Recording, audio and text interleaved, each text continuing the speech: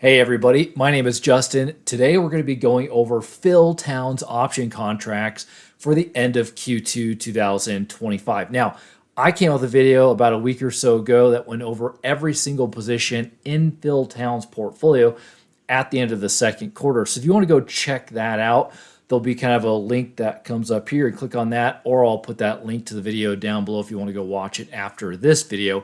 He did sell out of 5 positions entirely in his portfolio, and he added quite a bit to one of those. So definitely go check that video out. Now, for me, I took Phil Town's investing courses about 5 years ago. I really like his strategy. I think his Rule 1 book is the best book for beginners. If you want to know how to invest, I would definitely pick that book up. I'm not an affiliate of Phil Town at all. He probably has no clue who I am. But I really respect what he does and the strategies that he's put out there. I think it's pretty simple. I mean, I'm wearing a shirt that has Charlie Munger on it. Certainly Warren Buffett, a lot of other value investors, they have a lot of similar strategies. And Phil Town is right there as well, too. And as a follower of Phil Town, I always like to know stocks that he may be interested in that are not in his portfolio right now. In fact, there's a new stock that showed up in his option contracts for this quarter. One that I've never seen him talk about. I've never seen him trading the option contracts on. So it was a bit of a surprise to show up in his option contract. So we'll definitely talk about that in this video here today. And he's got a bunch of option contracts at the end of the quarter. I think it was around 15 in total, spread across several different stocks, which we'll go through in this video. Now, keep in mind the option contracts that we typically see in his portfolio are puts and calls. He does have an investing course that he gets really deep into option contracts, different ones, spreads, and some other stuff. But typically the ones that we see in his portfolio, or at least in his option contract portfolio at the end of the quarter, is puts and calls. And the idea around what he tries to do is he tries to find a stock that he really, really likes. He gets a fair value or intrinsic value of that stock, and then he likes to sell puts on those particular on that particular stock at usually a lower strike price. So that way, if it drops below that, it gets put to him. He gets at a good value. Plus, he collects premiums on it as well. Another thing he really likes to do that's popular is selling covered calls. So if he owns a stock and maybe it goes above its intrinsic value by 10 or 20%, he'll sell calls on that stock with a strike price above typically what the current value is, the market value is. If it gets called away, he's usually okay with that. So that's usually what you see. There's other stuff kind of going on, but those are really the two main things. Sometimes he'll buy calls and puts too, but usually selling is what we see in his portfolio. So now let's go take a look at all the option contracts in his portfolio at the end of Q2. And if you haven't already, please hit that like button. It really helps out the channel a lot, really helps out the video, pushing more people. And we're getting really close to 20,000 subscribers on this channel. So subscribe if you're interested in this kind of content. So let's go check out his option contract portfolio now. All right, so let's talk about the first stock that showed up in his option contract portfolio, and that is Lam Research, ticker symbol LRCX. So he purchased some calls at $35, expire in January 2027. He also sold some put options, some at $91 strike price and then some at $65 strike price. And the $91 expires in July 2025. The $65 expires in March 2026. Now, the next stock that he did is ASML Holdings, ticker symbol ASML.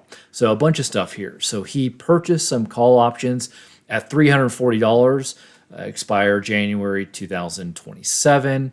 He sold some call options at $1,000 that expire December 2026.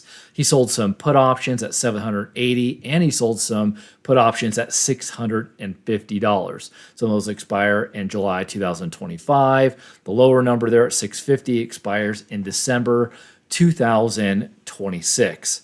Next stock on the list here is Amazon. This is the new stock that showed up in his option contract portfolio that we've never seen. At least I certainly haven't seen before. Ticker symbol AMZN. So he sold some put options at $207 that expired January 2025. He also sold some more put options at a $185 strike price that expired also in July 2025. He also purchased some put options at $180 that expire in July 2025. So you can see that he sold and bought put options on the same date. So based on the spread right here, it looks like he thinks the stock is going to go up and probably stay above $185, which now we're in August and it looks like that stock has done that. Now the next stock that we're going to take a look at is Nike, ticker symbol NKE. He sold some put options at $57 that expire in September 2025. Next set of option contracts are on QQQ and SPX. So these are purchased put options in both scenarios. You can see the strike prices here and they expire June 2026. These are option contracts that have been in his portfolio for a couple of quarters now and really is a hedge against the market if it falls. Next option contract is Lowe's, ticker symbol LOW. He sold some put options at $217 that expire July 2025. Next set of option contracts are Ulta Beauty, ticker symbol ULTA. He sold some put options at $300 that expire in September 2025. Next stock is PayPal, ticker symbol PYPL. He sold some call options at $71 that expire in July 2025. The last stock on the list is Occidental Petroleum, ticker symbol OXY. He sold some call options at $52 that expire November 2025. So those are all his option contracts at the end of Q2 2025. So Amazon, that was the new stock that showed up. So spoiler alert, if you haven't watched my other video about what he sold out of, he sold out of Google completely. He also trimmed Netflix quite a bit as well in the second quarter. So then looking at possibly wanting to get into Amazon, he sold a bunch of put options, a bunch that I saw on the SEC.gov website. In fact, if you want to know how to go look up his option contracts on the SEC.gov website, I'll put a link to that video kind of up here. You can go take a look at that. It is very cumbersome and painful to do, but you certainly can go do that if you go watch that video. So Amazon, I mean, it certainly seems like if it drops, below 207, that he wouldn't mind adding to his portfolio. Certainly, if it drops below 180, it definitely looks like he wants to add to his portfolio. So he must think Amazon has a really strong moat.